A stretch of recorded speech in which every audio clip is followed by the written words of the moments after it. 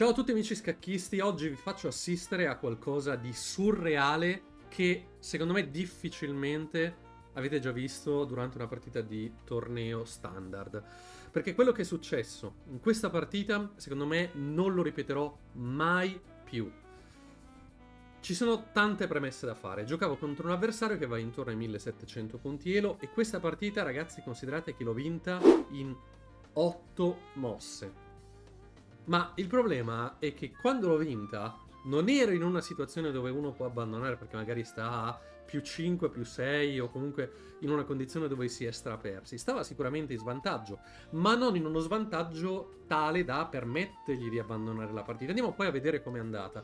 Ma prima di farvi vedere la partita vi devo raccontare questa cosa divertente. Io avevo cercato di prepararmi contro l'avversario, come faccio come qualsiasi altro avversario in ogni partita. E in realtà ho visto che questo giocatore, le partite che aveva online erano tutte molto vecchie e giocava a diverse tipologie di aperture, quindi mi sono preparato su alcune, ma non sapevo nello specifico quale di queste sarebbe poi effettivamente andato a giocare. Mi sono concentrato su quelle che aveva giocato, diciamo, per la maggior parte del tempo, anche perché mi era impossibile prepararmi su 30 aperture completamente differenti. Però il problema è che ho ricordato che una persona in comune con me aveva giocato contro di lui, fortunatamente con i miei stessi colori, all'interno del torneo. Quindi sono andato a chiedere se aveva iniziato con D4 come normalmente faccio io. Fortuna vuole che il mio amico ha giocato proprio D4 e quindi mi sono riuscito a preparare perché il mio avversario ha giocato proprio la mossa che ha giocato anche contro il mio amico, quindi F5. Ora vi faccio vedere l'apertura perché mi è stata suggerita da un cameraman, pensate, 5 minuti prima della partita, quindi tutto ciò è veramente surreale. Quello che vi sto per raccontare sembra una partita bullet o blitz, ma in realtà è una partita di tempo standard, quindi classic. E andiamo a vedere com'è andata. Io giocavo da bianco, apro con D4, il mio avversario risponde appunto con F5 e qui ho detto gli devo giocare qualcosa per sorprenderlo e quel qualcosa per sorprenderlo è E4. E4 è una mossa che si gioca, si chiama Staunton Gambit, è una variante della difesa olandese che, diciamo, mette subito il nero nella condizione di poter catturare subito questo pedone, anche perché poi il bianco non è che lo recupera nel giro di una mossa, perché non è che c'è pronto il cavallo in C3 che ricattura subito, quindi in realtà ci vuole un po' di tempo, serve un po' per deviare e soprattutto per sfruttare il vantaggio del fatto che il nero abbia questa diagonale al momento scoperta. Il mio avversario cattura qui, tutto secondo preparazione, cavallo C3, cavallo F6. Cavallo C3 serve per attaccare il pedone e cavallo F6 ovviamente serve per difenderlo. Quindi cosa si fa quando un pezzo difende un qualcosa? Si cerca di rimuoverlo, motivo per il quale ho giocato alfiere G5. E ora qui ragazzi arriva una mossa da parte del mio avversario che sembra, diciamo, normale e standard, perché non è una mossa come Re F7 che chiaramente è un errore, o cavallo ad esempio in A6 che chiaramente è un errore, ma è qualcosa che se visto a primo impatto o giocato in una partita blitz o rapid o bullet ancora peggio, sembra addirittura una mossa logica e normale da andare a fare in questa situazione. Perché? Perché il mio avversario dice ok, c'è il pedone in E4 che al momento è attaccato dal cavallo, è difeso dal mio cavallo, ma il mio cavallo al momento è attaccato dall'alfiere. Io non posso evitare, diciamo, tutto questo giro di cose, quindi cosa faccio? Vado a difendere il pedone, quindi muovo il pedone in D5. E proprio la mossa pedone in D5 è un errore per il mio avversario. Andiamo a capire come mai. C'è una sequenza di mosse, ed è solo questa sequenza di mosse, che porta il bianco con un grande vantaggio. Infatti voi adesso vedete anche la barra che dà un discreto vantaggio al bianco. Perché?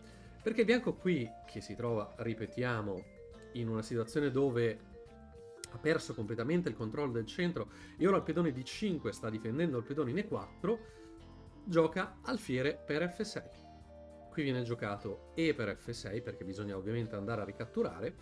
Qui ricatturare di G o ricatturare di E sicuramente è meglio ricatturare di E, quindi il mio avversario ha anche fatto la mossa corretta, ma qui arriva donna H5, quindi sfruttiamo il fatto che il mio avversario facendo F5 ha creato una debolezza su questa diagonale, andiamo a dare scacco, ma soprattutto dopo G6, ovviamente unica mossa logica da fare per il nero, si ha appunto donna per D5, quindi si va subito a sgretolare il centro del mio avversario.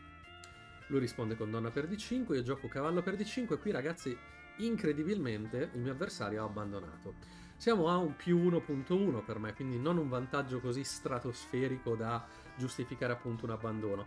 Però quello che ho pensato e quello che ho valutato nel corso della partita è perché il mio avversario qua ha abbandonato.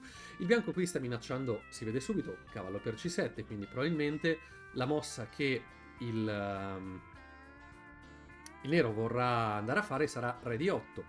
Si potrebbe fare anche alfiere di 6, però qui cade il pedone, si perde comunque l'arrocco, quindi a questo punto tanto meglio andare a giocare re di 8. Il pedone in F6 cade perché non ci sono modi per salvarlo.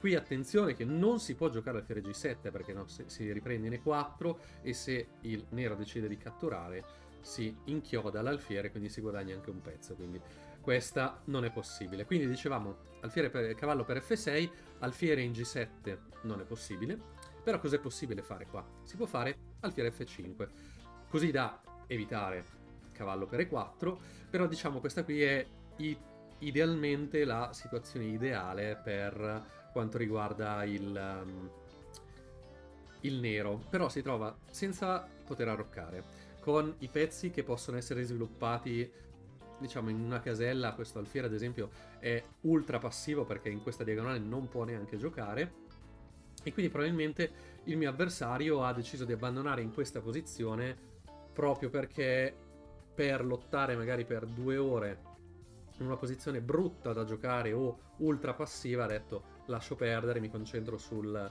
prossimo round di gioco e vediamo come va. Io molto contento, ho finito con 1 ora e 27 su 1 ora e 30 di partenza. In realtà anche il mio avversario non ha pensato parecchio perché poco meno di 1 ora e 29, considerando 8 mosse che sono 4 minuti a testa, vuol dire che si è pensato per 6-7 minuti circa ciascuno, e quindi io in un quarto d'ora ho finito la mia partita, veramente surreale. Non sono riuscito a fare il record del Sunway Sieges perché mi è stato detto che l'anno precedente c'è stata una vittoria in 5-6 mosse, quindi ahimè non ho battuto questo record, però quantomeno per le mie partite più veloci questo record sarà difficilmente battibile, perché a meno di matti del barbiere o cose strane, vincere in così poche mosse è qualcosa di innaturale, mettiamola così. Io spero ragazzi che la partita, per quanto strana e incredibile, vi sia piaciuta. Vi ricordo di lasciare un like al video, di iscrivervi al canale. Noi ci vediamo al 9° round di gioco.